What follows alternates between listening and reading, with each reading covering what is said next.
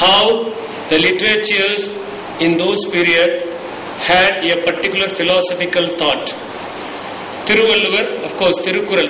There is always a contention whether we can compare Thiruvalluvar and Shakespeare because they wrote different genres. Shakespeare wrote plays and Thiruvalluvar an ethical literature. French school was of the opinion that you cannot compare different genres and different languages, but the United States school always says that you can compare different genres, different languages, different creative works. And now they say that even you can compare the first line of a creative work with the second line and you can do research. This is the latest trend. Comparative literature is defined as an interdisciplinary field whose practitioners study literature across national borders, across time periods, across languages, across genres, across boundaries between literature and other arts, across disciplines. Already a lot of comparative literature has been done. Valluvar and Mahabharata have been compared as far as management is concerned by Mr. Ramakrishnan. Then Valluvar and Bacon has been compared by Dr. Sivashankaran, Kamban and Shakespeare, Kamban and Milton by S. Ramakrishnan. Hence comparative study of Thiruvalluvar and Shakespeare is valid. Thiruvalluvar, I need not have to explain this, everybody knows. So many people have praised Thiruvalluvar. Shakespeare, of course, when Ben Jonson wrote about Shakespeare, he said he was not of an age, but for all time. And when Caldwell spoke about Thiruvalluvar, he said that Thirukkural deals with almost every subject, including political economy, and is not only the best but oldest Tamil work in existence. Kaduvai Thulaithu, you know. No other literature is so widely quoted in the Tamil world, because almost all the 1330 couplets are quoted in Thirukkural, and Shakespeare is the most quoted writer in English. It is said that a lady happened to read Hamlet and she commented, "What is there in this book? It seems to me a compilation of quotations."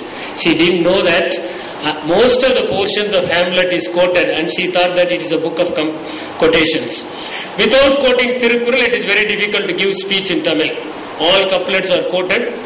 As far as Shakespeare is concerned, next to Bible, Shakespeare made a great impact in English languages and contributed more for the growth of English language. In fact, it is said that Shakespeare applied brake in the development of English language. They used to say that if you read Chaucer or the people before Shakespeare, it is very difficult to read those works without paraphrasing, because they will have a lot of archaic words. Whereas if you read Shakespeare, you are able to understand it even without paraphrase. It is always better to read Shakespeare without paraphrase so that you can give a different interpretation. But this is possible because Shakespeare consolidated English language and contributed maximum for English language. The contribution of Shakespeare is so much that even the words which are coined by others are attributed to Shakespeare. For example, the word laughing stock was coined by Philip Sidney, but it is attributed to Shakespeare. There is always a comparison between Shakespeare and Marlowe. They always say that if Marlowe had lived up to 52 years, the age of Shakespeare, or if Shakespeare died at the age of 29, then Marlowe would have been the greatest creative person in English literature, because he was so creative that even Shakespeare used to quote from Marlowe in As You Like It, "Dead shepherd, now I find this soft might, whoever loved, that love not at first sight," is from Marlowe. Marlowe has been quoted by Shakespeare. T.S. Eliot, John Keats, Dryden, Matthew Arnold, all of them have appreciated Shakespeare. In the study of poetry, when Matthew Arnold explains about classicism, he says that Shakespeare is a complete classicist as far as the literature is concerned. And even though Thomas Gray wrote less, he could also be considered as a person with classical mind. Kiva Jagannathan, of course, he studied Thirukkural and he explained how Thirukkural has been quoted in different literature in Tamil literature. Thirukkural, they were both rebels because they lived ahead of their times. The couplets, unique form, was first utilized by Valluvar.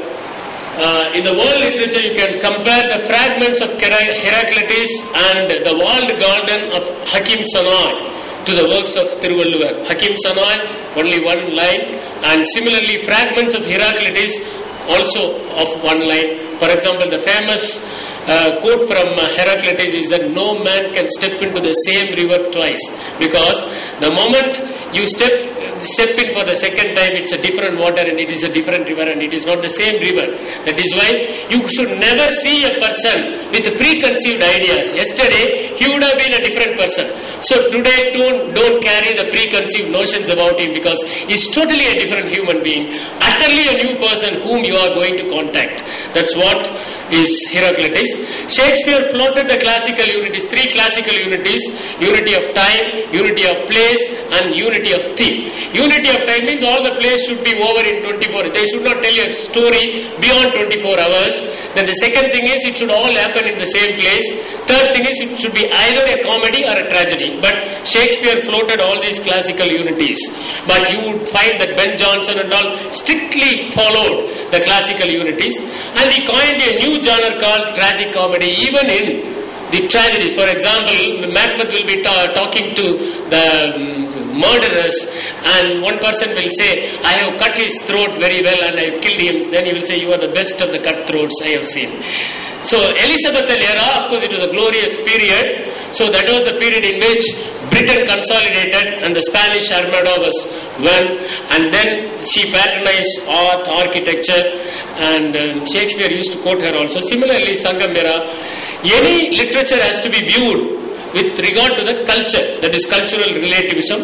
Similarly, ethical relativism, because 2000 years ago, poets would have appreciated killing an elephant as bravery, but today if somebody writes, he will be in jail. So parallels will be drawn between Shakespeare and Thiruvalluvar in various aspects: life affirmation, humanism, ethics, morality, leadership and motivation, management. Thiruvalluvar and Shakespeare on communication, Thiruvalluvar and Shakespeare as communicators.